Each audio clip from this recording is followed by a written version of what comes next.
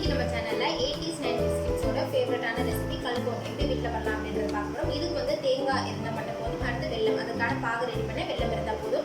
இதுக்கு வந்து அளவுகள் வந்து கரெக்டாக அந்த பாதம் வந்து எப்போ கரெக்டாக வரும் அப்படின்றது மட்டும் தெரிஞ்சுக்கணும்னா நம்மளே வீட்டில் ஈஸியாக செஞ்சிடலாம். ஸோ வாங்க வீடியோக்குள்ள போகலாம். ஃபர்ஸ்ட் டைம் பார்க்குற நண்பர்கள் தான் மறக்காம நம்ம சேனலுக்கு சப்ஸ்கிரைப் பண்ணுங்க. அப்போ தான் நான் போகிற நியூ வீடியோஸ் உங்களுக்கு நோட்டிஃபிகேஷனாக வரும். வாங்க வீடியோக்குள்ள போகலாம்.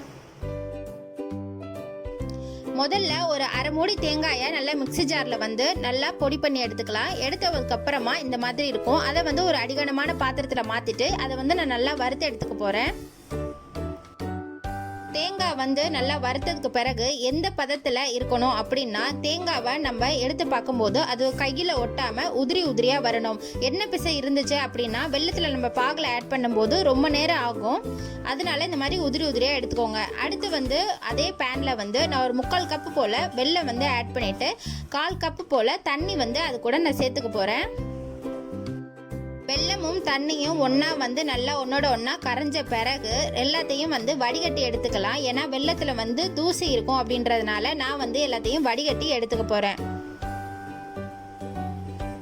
வடிகட்ட பிறகு ஒரு 5லேருந்து ஒரு 10 நிமிஷம் போல் ஸ்லோ சிம்மில் இந்த மாதிரி பண்ணிகிட்டே இருந்தீங்கன்னா நுர பொங்குன மாதிரி வெல்லம் வந்து பாகு வந்து ரெடி ஆகிடும். பாகு வந்து செக் பண்ணுற பதம் வந்து என்ன அப்படின்னு பார்த்தீங்கன்னா, ஒரு சின்ன பவுலில் வந்து தண்ணி இந்த மாதிரி ஊற்றிட்டு அதில் வந்து அந்த பாகு கன்சிஸ்டன்சியை வந்து இதில் கொஞ்சமாக ஊற்றுனீங்க அப்படின்னா கைகளில் வந்து தொடாத அளவுக்கு நான் எடுத்து பார்த்தீங்கன்னா இந்த மாதிரி உருண்டையாக உருண்டு வரும்போது வரும். அதுதான் வந்து கல்கோனுக்கு சரியான பதமாக இருக்கும். அந்த பதம் வந்த உடனே நம்ம வறுத்து வச்சிருக்கிற தேங்காய் துருவலை வந்து கொஞ்சம் கொஞ்சமாக ஆட் பண்ணிக்கலாம். ஃபுல்லாகவே ஆட் பண்ணிடணும். ஆட் பண்ணாதான் வந்து நம்ம வெல்லம் தேங்காய் ரெண்டுமே ஒன்று சேர்ந்து வரும். நம்ம பாதி பாதியாக கொஞ்சம் நேரம் கழித்து ஆட் பண்ணோம் அப்படின்னா வந்து ஒன்றா வராது. ஸோ எல்லாத்தையும் ஒன்றா வந்து கலந்து விட்டுருங்க.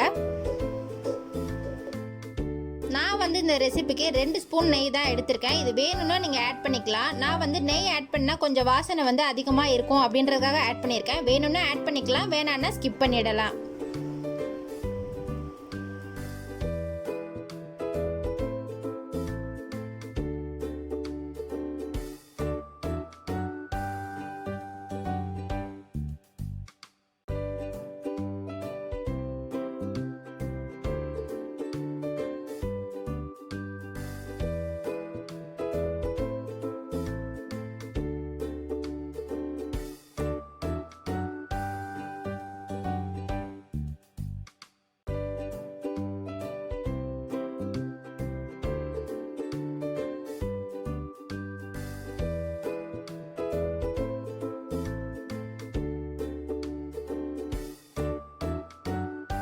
தேங்காய் வெல்லத்தோட கலந்ததுக்கு உடனே வந்து ஒரு 2லேருந்து 3 நிமிஷத்துலேயே பார்த்தீங்கன்னா பதம் வந்து ரொம்ப கெட்டியாயிடும். அந்த சமயத்தில் எல்லாத்தையும் வந்து ஒரு பிளேட்டில் வந்து தனியாக எடுத்து வச்சுக்கோங்க.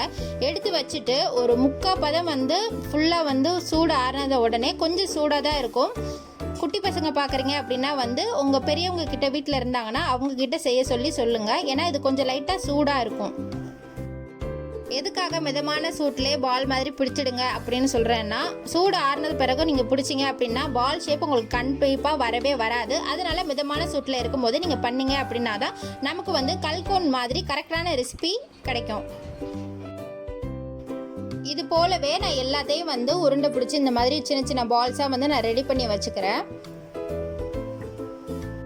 அது கூடவே ஒரு சின்ன டிப்ஸ் என்ன அப்படின்னு பார்த்தீங்கன்னா, கைகளில் வந்து சூடு இப்போ நம்மளால் வந்து தாங்க முடியாது. அதனால் ஒரு ஸ்பூன் வச்சுட்டு இந்த மாதிரி எடுத்து அப்படி பண்ணிங்கன்னா ஸ்பூன் வந்து வெப்பம் வந்து தாங்கிடும். நம்ம வந்து அந்த பால்ஸ் மட்டும் உருட்டும் போது மட்டும் நம்மளுக்கு வந்து அவ்வளோவா வெப்பம் வந்து தெரியாது. ஸோ அதனால் ஸ்பூன் யூஸ் பண்ணுறது ரொம்ப நல்லது.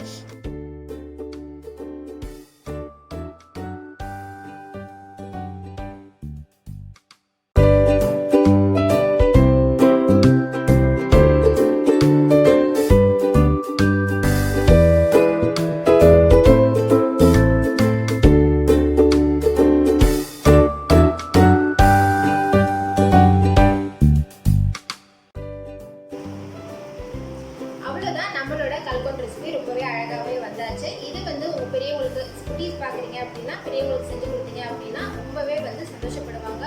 ஸோ பெரியவங்கன்னு கிடையாது, சின்ன குட்டி பிள்ளைங்க கூட ரொம்ப ஹெல்தியான ஒரு ரெசிபியும் கூட. ஸோ வீட்டில் ட்ரை பண்ணி பாருங்கள். மறக்காமல் நம்மளோட சேனல் சப்ஸ்கிரைப் பண்ணிவிட்டு உங்களோட ஃப்ரெண்ட்ஸும் இந்த ரெசிபி பார்க்கணும் அப்படின்னு